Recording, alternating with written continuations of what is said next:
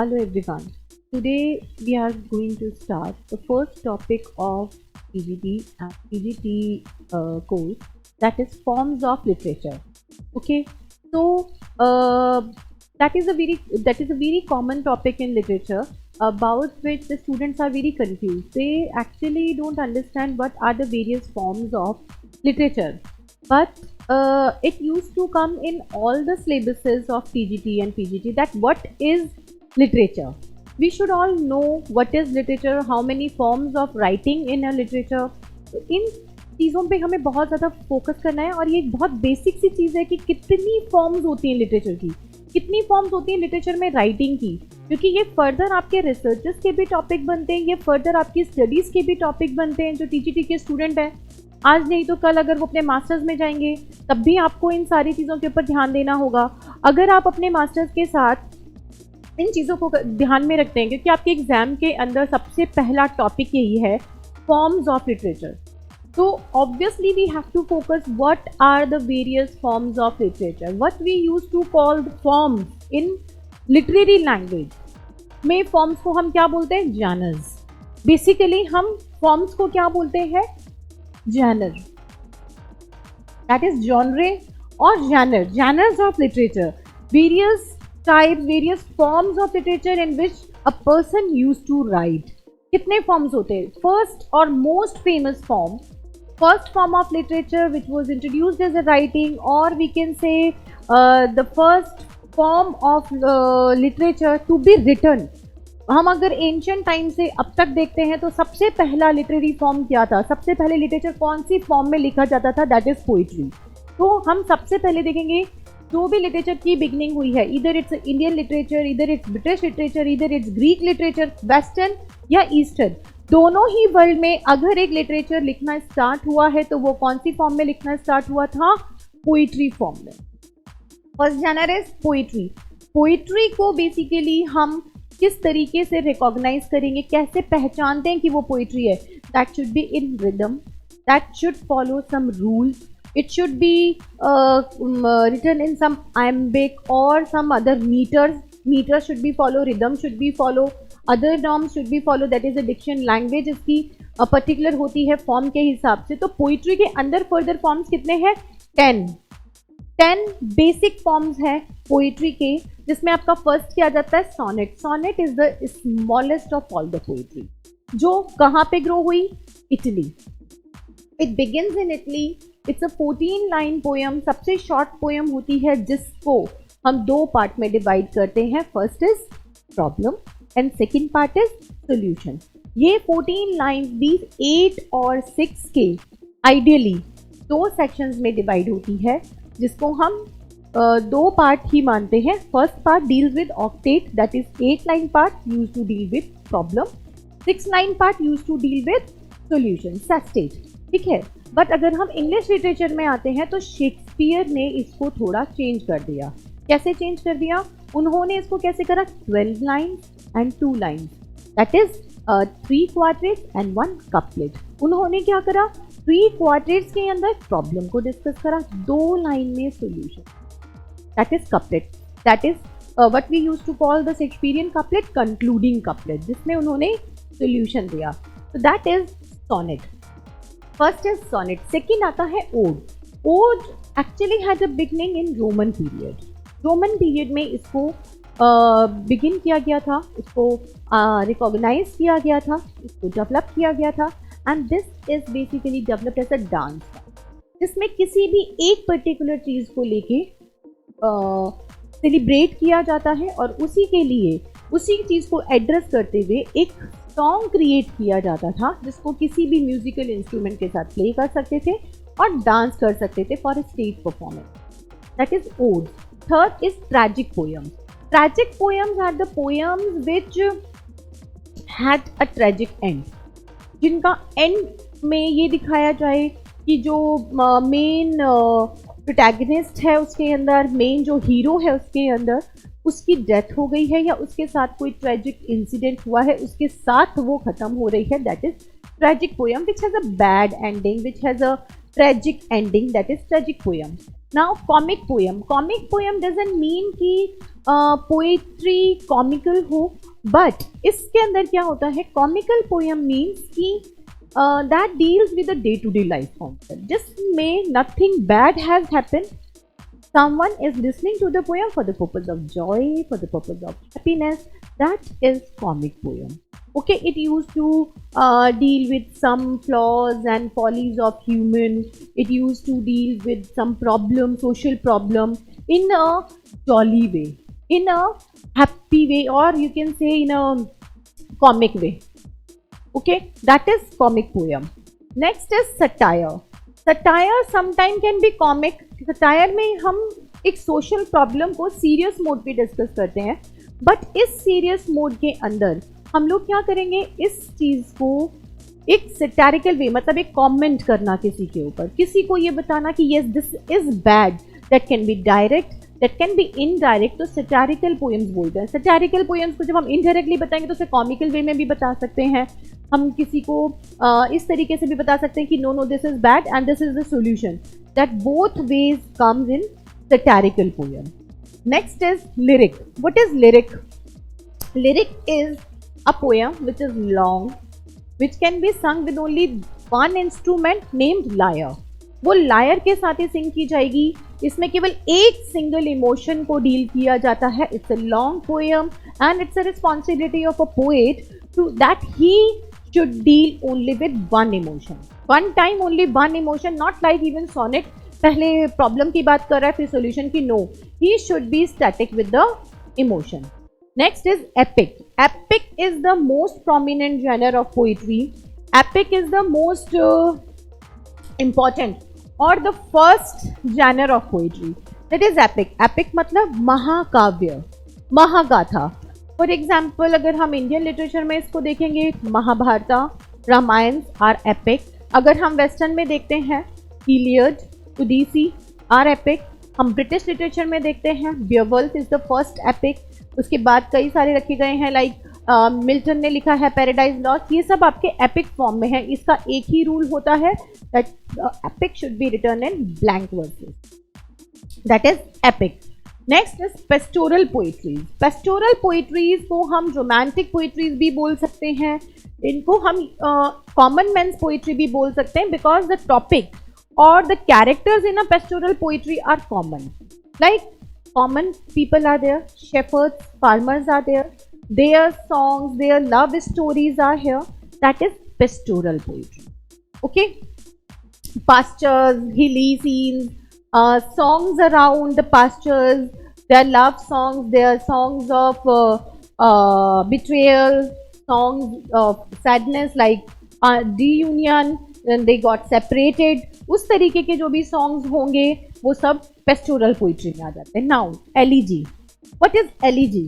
Elegy is initially it was considered as a song of mourning, song of weeping, crying or sadness that should be written or that was created on the death of someone. लेकिन बाद में इसको in later years it is said that elegy is not only the death song, but it can be written on the separation of someone, that someone is too far away from the person that they cannot meet in the life again. तब भी हम elegy लिख सकते हैं कि हाँ एक इंसान आपसे बहुत दूर चला गया कि अब वो नहीं मिलेगा, तब भी आप एलिजी लिख सकते हैं. And that was very much similar to the death कि हाँ एक इंसान आपसे दूर चला गया है. तो ज़रूरी नहीं है कि हम एक मरे हुए इंसान के ऊपर या एक डेड पर्सन के ऊपर ही अपने शोक को व्यक्त करते हुए एक पोएम लिखेंगे, उसी को एलिजी बोलते हैं. लेकिन अगर कोई इंसान आपसे बहुत दूर चला गया और आप उसे नहीं मिलने वाले हैं, तब भी अगर हम वो पोएम क्रिएट करते तो उसको भी एलिजी ही बोला गया. ठीक है. तो elegy is basically a poem to be created on the death of someone. Okay. And last is your ballads. Ballads are basically the songs of celebration.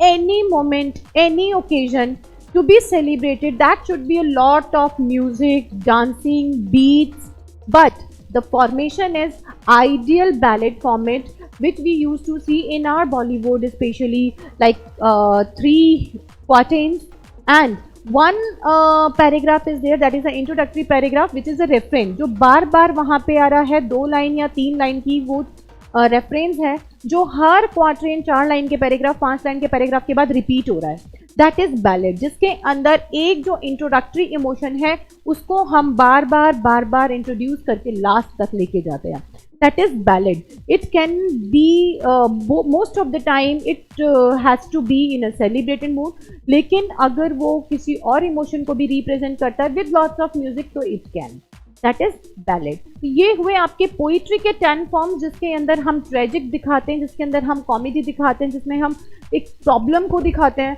जिसमें हम छोटे छोटी पोइट्रीज के थ्रू भी हम प्रॉब्लम और सोल्यूशन दोनों को दिखा रहे हैं, एक इमोशनल प्रॉब्लम और सोल्यूशन को दिखा रहे हैं.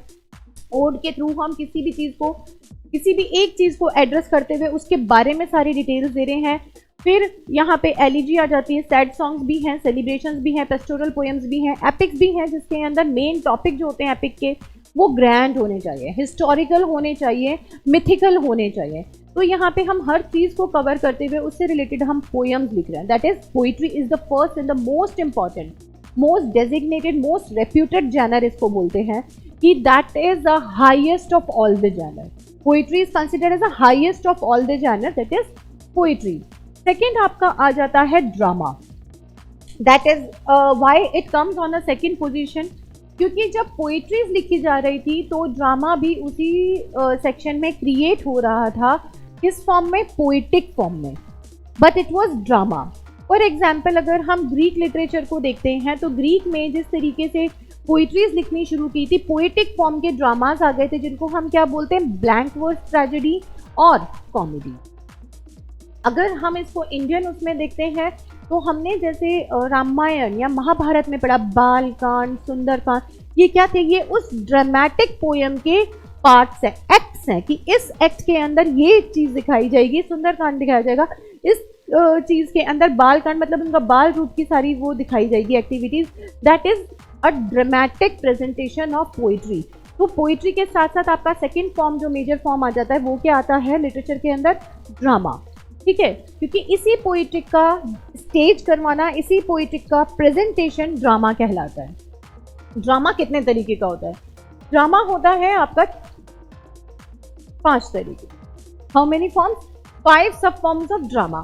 First is tragedy. Tragedy is something, obviously we all know a very simple definition that tragedy is something which has a tragic end. But यहाँ पे ट्रेजेडी केवल इसी पे खत्म नहीं हो जाती, क्योंकि ट्रेजेडी को अगर हम देखते हैं तो ट्रेजेडी फर्दर कितने पार्ट्स में आती है? ट्रेजेडी फर्दर आपके फिर से 4 पार्ट में है. ठीक है, ट्रेजेडी के 4 पार्ट्स कौन से हैं? First is one man tragedy, जिसके अंदर एक simple person is responsible for his fall and his rise.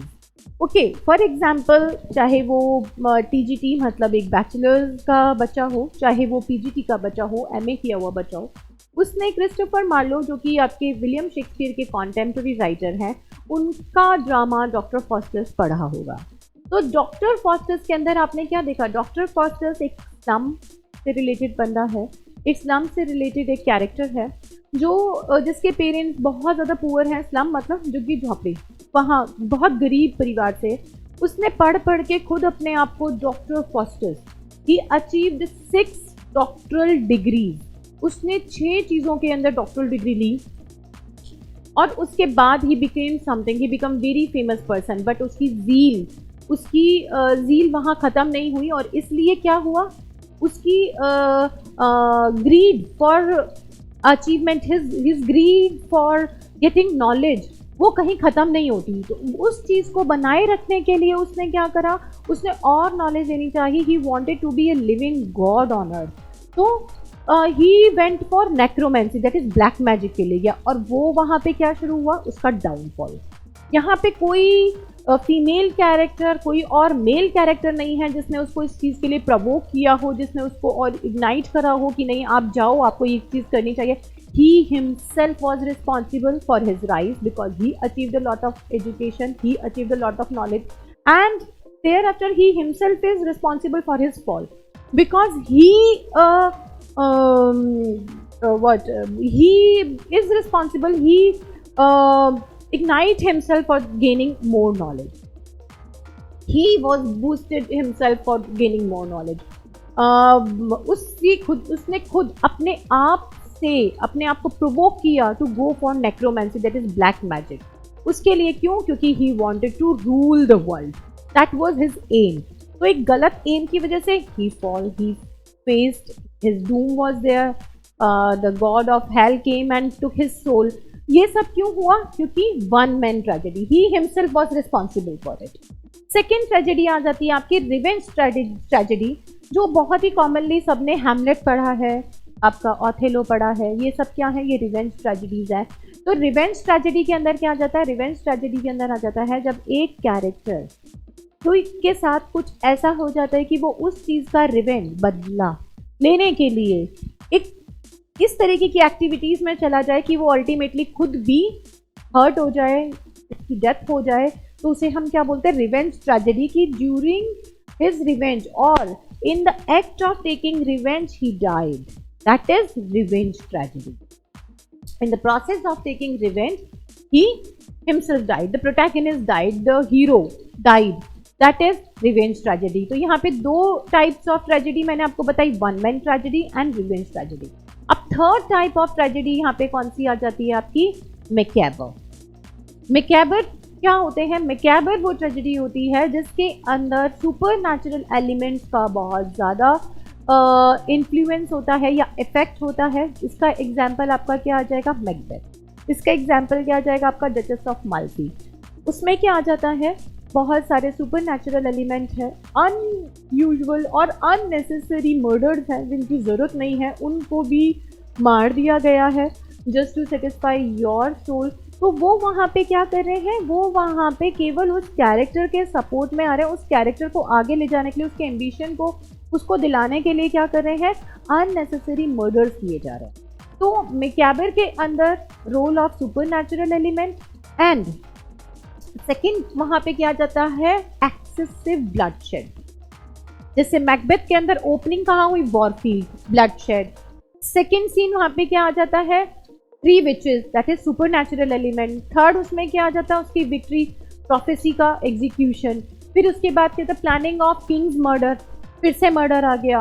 वहाँ पे जो उनकी वाइफ होती है लेडी मैकबेथ, वो वहाँ पे गार्ड्स को मार देती है, उनके बच्चों को मारने की कोशिश करती है, किंग को मारने के लिए इसको प्रोवोक करती, तो वापस अननेसेसरी और एक्सेसिव ब्लडशेड वहाँ पे आते चले जाते। प्लानिंग नहीं दिखाई है कि हम इस तरीके से केवल किंग को मार रहे, बट उसके गार्ड्स को भी मार रहे हैं और भी जो कैरेक्टर्स आ रहे हैं उनको मारते जा रहे हैं। छोटे छोटे बच्चे, बिल्कुल इन्फेंट चाइल्ड की डेथ दिखा देते हैं। This is excessive bloodshed, gloomy dark images, that is macabre.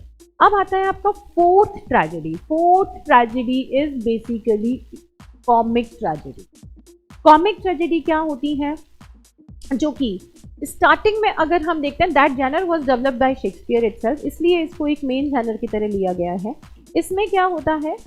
Like a play has started or a play is started as a comic, as a general play which is dealing with basically the norms, the genres the norms of day-to-day life. It is dealing with basically the follies, flaw, or you can say shortcomings of human being, उनके साथ वो deal कर रहा है। और उनके साथ deal करते करते क्या है? अचानक कुछ ऐसी चीज़ दिखा दी जिसकी वजह से the character is facing something and they are dying और hurt badly, that is comic tragedy. A play which is started in a normal way but leads to a tragic end, that is tragic comedy, comic tragedy. This is the four kind of tragedy. Now comic plays या comedies.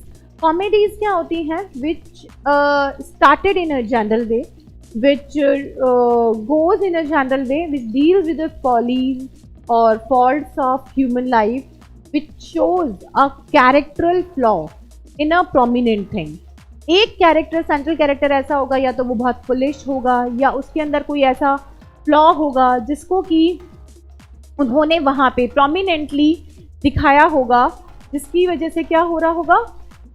Comedy create हो रही होगी। तो comedy को Aristotle ने भी बोला है that is the meanest of all genre, because once comedy is once tragedy is a comedy for all. वो गिर रहा है, उसके साथ कुछ और हो रहा है, ये सारी चीज़ें क्या है? ये सारी चीज़ें वहाँ पे कॉमेडी का पार्ट बन रही है, ठीक है, that is comedy. Third is romance. Romance plays होते हैं जिसके अंदर कैरेक्टर के एडवेंचरस जर्नी को दिखाया गया हो, कैरेक्टर के एडवेंचरस जर्नी के साथ उसके एनकाउंटर्स, जो भी उसकी जर्नी के ड्यूरिंग उसके एनकाउंटर्स हुए हैं उनको दिखाया गया हो। These are all romances. ठीक है, इन रोमांसेस के अंदर क्या है, इन रोमांसेस के अंदर बेसिकली चीज़ों को डिटेल में उसके एक्सपीरियंस, उसके ऊपर उसकी लाइफ में जो इफेक्ट हुए हैं उनको दिखाया जाता है, दैट इज रोमांसेस। लेकिन यहाँ पे इन रोमांसेस को जब हम इंग्लिश लिटरेचर में आते हैं, क्योंकि हमें मालूम है कि यहाँ पे मेन इन्फ्लुएंस करने वाला एक ही राइटर है, सबसे पहला राइटर है, दैट इज विलियम शेक्सपियर। तो विलियम शेक्सपियर ने यहाँ पे उन पे क्या इफेक्ट करा, उन्होंने रोमांसेस को ह्यूमन रिलेशनशिप्स में भी लेकर आए, उनके रोमांटिक एनकाउंटर्स को उन्होंने ह्यूमन रोमांटिक एनकाउंटर से भी डील करवाया, किसके साथ साथ एडवेंचर्स। उन्होंने इसमें एक और एलिमेंट ऐड कर दिया, डिस्गाइजेस। ठीक है, कि कैरेक्टर चेंज करके कॉमेडी भी क्रिएट कर रहे हैं, गर्ल बॉय बन गई, बॉय गर्ल बन गया, वो वहाँ पे उनको अपने लव को, अपने लव की इंटेंसिटी को, क्वेश्चन को चेक करने के लिए डिस्गाइसेस यूज़ कर रहे हैं। ये सारी चीज़ें क्या है, ये सारी चीज़ें कहलाई रोमांसेस। नेक्स्ट आपका आ जाता है उसके बाद हिस्टोरिकल प्ले। हिस्टोरिकल प्ले वो प्ले थे जिसके अंदर, हिस्टोरिकल प्लेस के अंदर जो हिस्टोरिकल कैरेक्टर्स थे उनसे डील करवाया गया। ठीक है, वो हिस्टोरिकल जो कैरेक्टर्स हैं like Julius Caesar, King Lear, ये सारे कैरेक्टर्स आपके आए किसके अंदर, हिस्टोरिकल प्लेस के अंदर। इसमें आपके Greek mythological characters, Greek kings like Calchas या कोई और, वो सारे कैरेक्टर्स आपके आ जाते हैं historical characters. King Lear, Julius Caesar, Brutus, लेजियस, कॉर्लेनियस, ये सारे आपके हिस्टोरिकल प्लेस के अंदर आ जाएंगे। इसमें शेक्सपियर ने जो लिखे हैं उसमें Henry IV, Henry II, Henry VI, Richard II, ये सारे प्लेस उसमें हिस्टोरिकल में है। लास्ट पोर्शन आपका आता है मॉरल और मिस्ट्री प्लेस। ये बहुत इंपॉर्टेंट है क्योंकि 16th सेंचुरी के अंदर जब ड्रामा स्टार्ट हुआ था तो वो इसी सेक्शन के साथ स्टार्ट हुआ था। मॉरल प्लेस क्या होते हैं, मॉरल प्लेस वो होते हैं जो कि ह्यूमन मोरालिटी को डिपिक्ट करते हैं, जो कि ह्यूमन मोरालिटीज को शो करते हैं। वो क्या शो करते हैं, वो ये बताते हैं लाइक 7 डेडली सिंस, उनके रोल्स ह्यूमन लाइफ के अंदर, उनके होने या ना होने से क्या इफेक्ट्स आते हैं, what are the 7 deadly sins, what are the virtues, biblical virtues, biblical sins. उनको करने के बाद उसमें मेनली आपने देखा है जैसे कि डॉक्टर फॉस्टर्स के अंदर डांस ऑफ 7 डेडली सिंस, ये क्या कहलाता है, ये मोरालिटी प्लेस कहलाते हैं। मिस्ट्री प्लेस क्या कहलाते हैं, मिस्ट्री प्लेस वो कहलाते हैं जिसके अंदर राइटर किसी भी पर्टिकुलर सेंट, कोई भी पर्टिकुलर लाइक गॉड को लेके उनके मिरेकल्स को शो करे। लाइक कोई सेंट है, वो वहाँ पे हैं, उनकी वजह से, उनके पावर्स की वजह से किसी की तबीयत ठीक हो गई, किसी का कुछ खोया हुआ मिल गया, तो ये मिरेकल्स को शो करें। वो जो ड्रामा की साइकिल होती है उसको हम क्या बोलते हैं, मिस्ट्री और morality play. These are the forms of dramas, these are forms of dramas जिसके अंदर हम मॉरल और मिस्ट्री प्ले पे ख़त्म करते हैं। तो ये सारे हुए आपके ड्रामा। नेक्स्ट, जब पोइट्री को हमने करा, ड्रामा में चेंज करा, यहाँ पे डायलॉग्स लेकर आए, यहाँ पे हम चीज़ें लेकर आए, और ड्रामा के बाद यहाँ पर हम किस में आ जाते हैं, जब इसी ड्रामा का और इजियर वर्जन हमने निकाला तो क्या बना, प्रोज। ठीक है, अब इसको रिटर्न करके हमने उस फॉर्म में लिखा कि ज़रूरी नहीं है कि जितने भी रीडर्स हैं, जितने भी व्यूअर्स हैं वो यहाँ स्टेज पे ही आए, बट वो उस स्टोरी को स्टोरी फॉर्म में पढ़ सकते हैं। तो क्या निकाला, प्रोज। इसमें डायलॉग्स नहीं थे, इसमें सॉन्ग्स नहीं थे, इसमें क्या था, इसमें एक सिंपल स्टोरी लाइन लिखी जाने लगी। तो सबसे पहले और सबसे मोस्ट इम्पॉर्टेंट उसका फिक्शन का साइड क्या आया, नॉवल। सबसे पहले क्या निकला जैनर, नॉवेल्स। ठीक है, नॉवेल्स जो थे, नॉवेल्स क्या है, इट्स अ बल्कि, it's a big size fiction जिसके अंदर एक डिटेल्ड स्टोरी बहुत सारे कैरेक्टर्स को लेके क्रिएट की जाती है, that is novel. It's a voluminous fiction, it's a voluminous literature which comprises of so many characters, their role gets interchanged in their life, affects each other's life. That is novel. अब novel भी बहुत सारे type की होती है. कौन कौन सी novel होती है? ऑटोबायोग्राफिकल नॉवल होती है, ट्रैवल नॉवल होती है, उसके अलावा आपके पिकैरस नॉवल होती है, coming to the age novel होती है, एपिस्टलरी नॉवल होती है, रोमांस नॉवेल्स होती हैं. वो सारी चीज़ें आपको डिटेल में ही बताई जाएंगी जब हम इन सारे टॉपिक्स को लेके इनके ऊपर हम प्रॉपर एक एक के ऊपर एक एक क्लासेस करेंगे.